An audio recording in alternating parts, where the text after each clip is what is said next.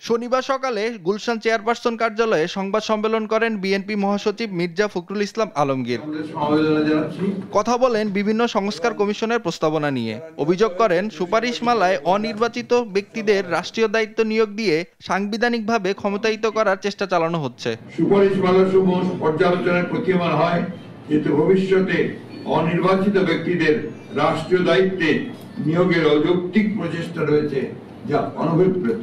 ঐকমত্য কমিশনের স্প্রেডশিটের অবস্থা আর কমিশন সদস্যদের বক্তব্যে জনমনে প্রশ্নের সৃষ্টি হয়েছে বলে দাবি করেন বিএনপি মহাসচিব।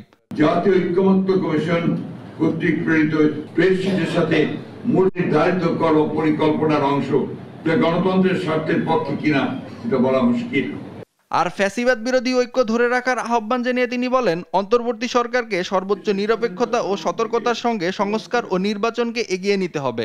সংস্কার আগে, নির্বাচন পরে, কিংবা নির্বাচন আগে সংস্কার পরে এই ধরনের অনাবশ্যক বিতর্কের কোনো অবকাশ নেই। যেহেতু সংস্কার একটি চলমান প্রক্রিয়া, সংস্কার ও নির্বাচন প্রক্রিয়া দুটোই একসাথে চলতে পারে।